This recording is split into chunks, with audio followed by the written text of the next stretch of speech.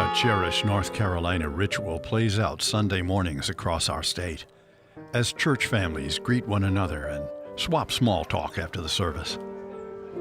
After the hugs and handshakes, parishioners disperse to while away the warm afternoon with family and friends. Except here, where they may linger longer in the peacefulness of a garden of trees amid the silent graves at Tarboro's Calvary Episcopal Church.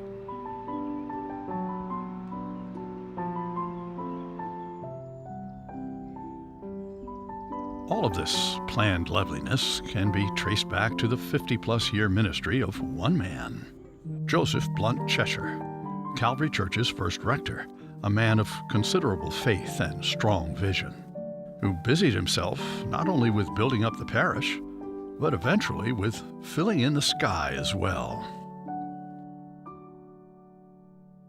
By the time they decided to build this church, his congregation had gone from, I think, 10 when he got here, to 33.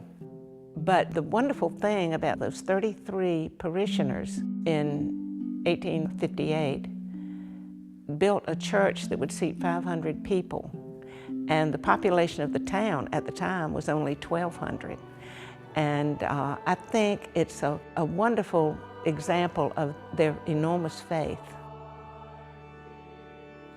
In time, the churchyard received its share of attention as well. Reverend Cheshire's dream was to collect seeds from all over the world that would thrive at Tarboro's latitude.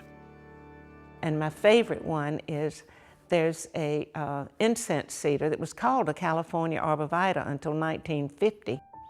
This is one of our California incense cedars, and the story goes that it's recorded in our archives that Dr. Cheshire grafted the California incense cedar onto the rootstock of our native eastern red cedar. These magnificent trees are incense cedar from the ground up and Edgecombe County red cedar from the ground down.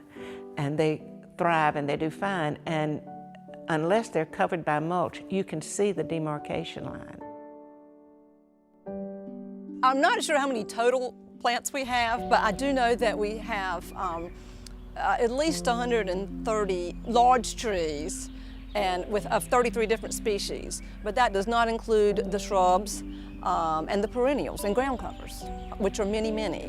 One of the first trees Dr. Cheshire planted in the churchyard was this cork oak. He planted it from a seed sent over from Spain. Here, cork bark is a curiosity. In Spain, it's shaped into corks for wine bottles. We have 2 loblolly pines here. This is my favorite because of the size of the bark plates, and the whole tree is just huge.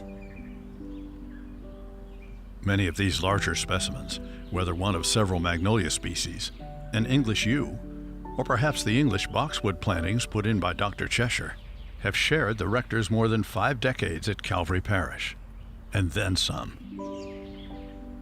His gravesite is here, among wives, daughters, and a son. In fact, the graves at Calvary Parish tell many tales. One can only imagine the stories behind markers like these.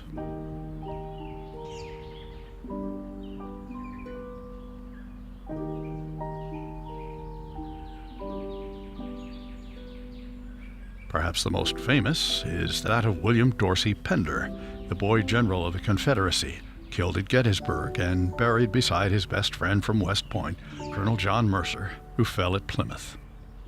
From the famous to the man next door, local citizens have given their lives in countless conflicts and are honored here. And then there's Amy. There's a section of the churchyard set aside for the burial of slaves. For the most part, wooden markers were used for the slaves' graves, and so they have not survived. There are 2 stones there still left, and one of whom is just identified as Amy. It would be all too easy to pass by the sad fact of the relative impermanence of slaves' markers compared to others in the churchyard, and blame this great neglect on the times, were it not for the long shared history of 2 neighborly congregations that sit here side by side. Calvary Church, and St. Luke's Episcopal.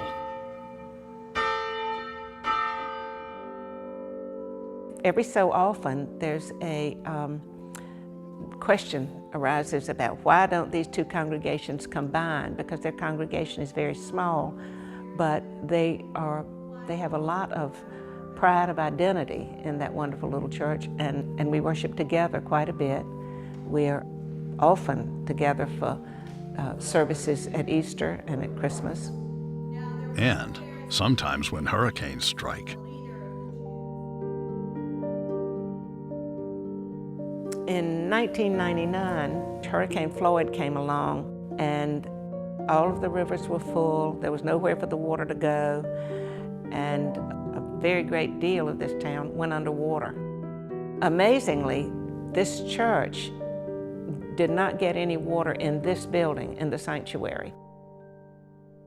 And now one last story. It has to do with too much water, bare feet, candles, and an abundance of hope. Our daughter Lane was to be married at Calvary Parish on Saturday, September the 18th. Hurricane Floyd came through on Wednesday, and then by Thursday night, the water started rising in the river.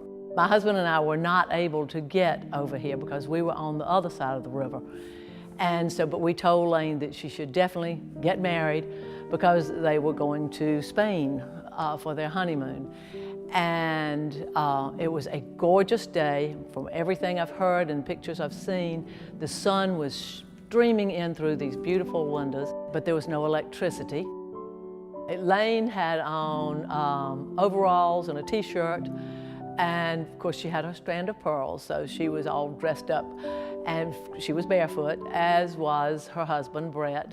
We were sitting at home on our cell phone. We heard the whole service, and when it came time, when the minister said, and who gives this woman to be wed? My husband said, I do. You never can tell when the next hurricane will hit. Life can be tough, no less for people of faith.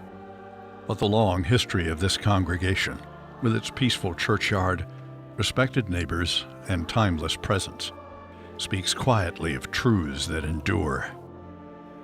And that can be mighty comforting.